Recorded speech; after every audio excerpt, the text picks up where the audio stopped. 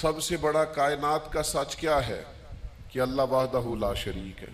یہ کائنات کی سب سے بڑی صداقت ہے، سب سے بڑی حقیقت ہے، سب سے بڑا کائنات کا یہ ضابطہ ہے کہ اس مخلوق کا خالق، مالک، رازق اللہ ہے۔ لیکن اللہ کہتا ہے ادعو الی سبیل ربک بالحکمہ، کسی کو اللہ کی طرف بھی بلاؤ نہ تو حکمت کے ساتھ بلاؤ، اللہ کے رستے کی بھی دعوت دو تو دانائی کے ساتھ دو، لوگوں کو اللہ کی جانب بھی بلاؤ تو تم معاملہ فہم بن کے بلاؤ۔ اگر ہم دانائی چھوڑ دیں گے تو بعض اوقات بات ٹھیک بھی ہوگی تو وہ نتیجہ خیز ثابت نہیں ہوگی۔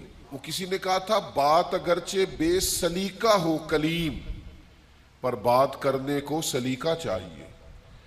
آپ سلیقے سے بات کریں، معاملہ دیکھیں نا، نبی پاک صلی اللہ علیہ وسلم نے فرمایا اپنی اولاد کی بھی عزت کرو۔ حضور کے مناسب میں سے ہے دانائی سکھانا، اپنی اولاد کو بھی اکرام سے پکارو، آپ ان کا نام بھی اچھے لہجے سے پکاریں، ان کے لیے بھی آپ کے لب و لہجے میں مٹھاس ہونی چاہیے۔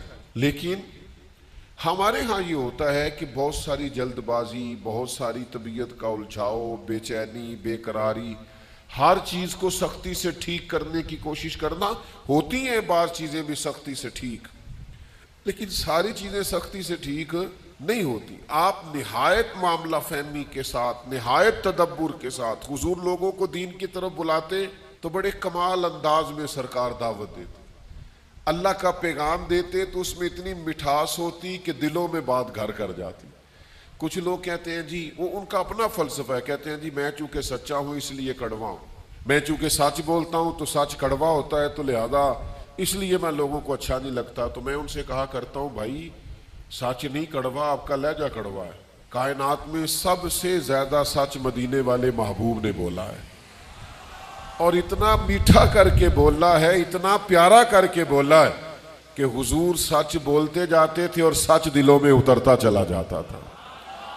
سچ بولیں لیکن خوبصورتی سے، لیکن محبت سے، لیکن دانائی سے۔ یعنی ایک صحابی آئے تو ان کے چہرے پہ بڑا جلال تھا اور ان کے لہجے میں بڑا غصہ تھا، اور وہ بڑے بے چین اور بڑے بے قرار تھے کہ یا رسول اللہ میں ان مشرکین کو چھوڑوں گا نہیں۔ حضور نے فرمایا کیا ہوا؟